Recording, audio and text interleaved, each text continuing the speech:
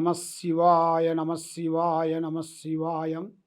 జై సమ్మక్కాయ నమ, జై సారలమ్మాయ నమ, జై వనదుర్గాయ నమ. జూన్ నెల రాశి ఫలితాలు, వృషభ రాశి ఫలితాలు. ఈ వృషభ రాశిలో ఉండవలసిన వాళ్ళందరికీ అదృష్ట యోగం, ధనప్రాప్తి యోగం, చెయ్యాల్సిన కార్యక్రమాలు, వాళ్ళ యోగ నక్షత్రములు ఎలా ఉన్నాయి అనేది ఇప్పుడు ముఖ్యమైన విషయాలు మీకు చెప్పబోతున్నాను. మరి ముఖ్యంగా ఈ రాశి వాళ్ళకి, వృషభ రాశి వాళ్ళకి శత్రువులతో విజయాన్ని సాధించే మార్గాలు కనబడుతున్నాయి. శత్రువుల నుంచి విజయము. ఈ నెలలో శత్రువులతో ఎలాంటి శత్రువులైనా కూడా అవలీలగా అభివృద్ధిగా అయ్యే మార్గాలు కూడా కొన్ని కనబడుతున్నాయి. మరి వ్యాపారస్తులకి మంచిగా అభివృద్ధిగా కనబడుతుంది. మరి వ్యాపారం చేసే వాళ్ళకు కూడా ఎక్కువగా జాయింట్ అనేది ఎక్కువగా ఉండకూడదు, స్వహాశక్తిగా ఉండాలి, ఇండిపెండెంట్గా చేయాలి. కాబట్టి జాయింట్ చేసినట్టుగైతే దాంట్లో చాలా వరకు కొన్ని ఇబ్బందులు ఎదురే మార్గాలు ఉన్నాయి. కాబట్టి ఇప్పుడు వరకు వ్యాపార రంగంలో ఉండవలసిన వాళ్ళందరికీ విజయవంతంగా కనబడుతుంది. దాంట్లో ఎలాంటి ఇబ్బందులు అనేది ఏం లేవు. మరి ఉద్యోగంలో మంచి గవర్నమెంట్ డిపార్ట్మెంట్లో కానీ, ప్రైవేటు డిపార్ట్మెంట్లో కానీ ఉద్యోగ విధానాలు మంచిగా, అవకాశాలు మంచిగా ఉన్నాయి.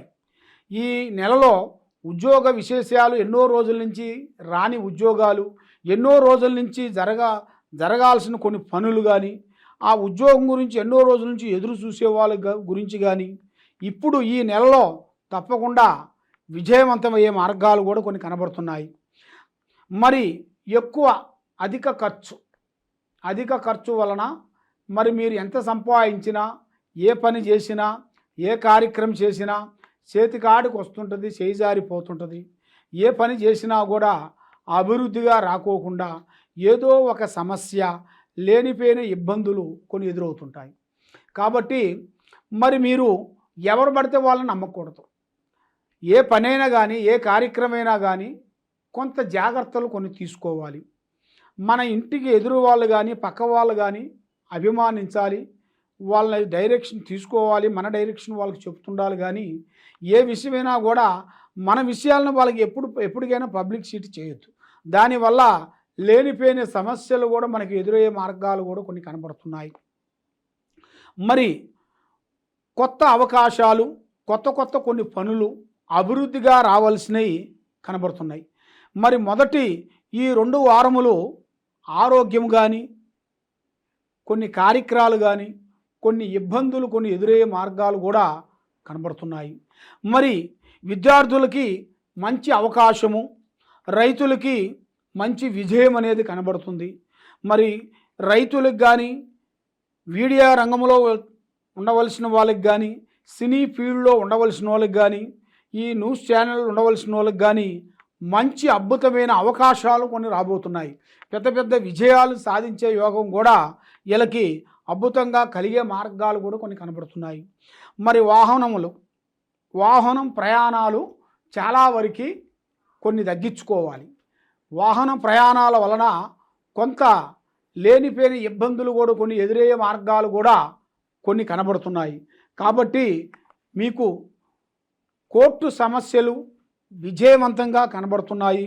మరి వివాహాలు, పెళ్ళిళ్ళు, కళ్యాణాలు విజయవంతంగా కనబడుతున్నాయి. దాంట్లో ఎలాంటి ఇబ్బందులు అనేది ఏం లేదు. మరి సంతానంలో చూసుకుంటే మంచిగా శుభవార్తలు వింటారు. సంతాన విషయంలో కూడా మంచి శుభవార్తలు ఈ నెలలో మీరు వినాల్సిన టైం వస్తుంది. మరి ఏ కార్యక్రమం అనుకున్నా, ఎడిపోదాం అనుకున్నా కూడా ముగ్గురు కలిసి స్నేహం చేయొద్దండి. రేపు చేసే పని ఈరోజు ఎవరికీ చెప్పొద్దు.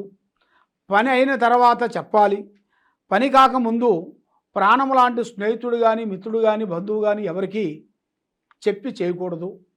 మరి గతంలో జరిగిన దాని కాకోకుండా ఇప్పుడు కొన్ని అవకాశాలు, కొన్ని పనులు, మరి బంధువు మిత్రులతో కానీ, మరి మీకు కొన్ని పనులు కూడా ఆ పనులు అనుకోకుండా మీ గురించి ఎదురుపడతాయి.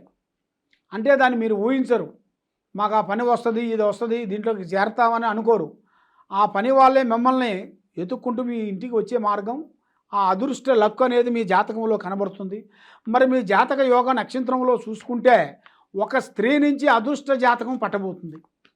దాని వలన ఎన్నో రోజుల నుంచి కావలసిన పనులు ఇప్పుడు ఆ స్త్రీ మూల్యం కానీ లేదా మీ టాలెంట్తోని, మీ తెలివితోని, మీరు చేసే ఉద్యోగాలను బట్టి, మీరు చేసే పనులు బట్టి అభివృద్ధిగా పొందే మార్గాలు కూడా అతి వేగంగా కనబడుతుంది. కాబట్టి ఇప్పుడు ఏ కార్యక్రమం చేసినా, ఎక్కడికి పోయినా మీరు కొంత శ్రద్ధ తీసుకోవాలి. ఎవరు పడితే వాళ్ళని మీరు నమ్మారనుకోండి, లేనిపోయిన సికాకులు మీరు ఇరుక్కుంటారు. కాబట్టి మీకు ఈ నెలలో అమ్మవారు అనుగ్రహ ప్రాప్తి కలిగే మార్గాలు కూడా కొన్ని కనబడుతున్నాయి. మరి మీరు చేయాల్సిన ఈ నెలలో పరిహారం ఏమిటంటే అమ్మవారు ఆరాధన చేయాలి. లక్ష్మీ స్తోత్రం, కనకదార స్తోత్రం చదవాలి లేదా మీరు వినాలి. మీరు ఆ అమ్మవారిని పూజించాలి. మరి దాంతోపాటు అమ్మవారు మనకి దగ్గర దాపులో ఉండాల్సిన, మనకి దగ్గరలో ఏ గుడైనా కానీ వెళ్ళి శుక్రవారము పొద్దున సాయంత్రము 21 రోజు చేయాలి.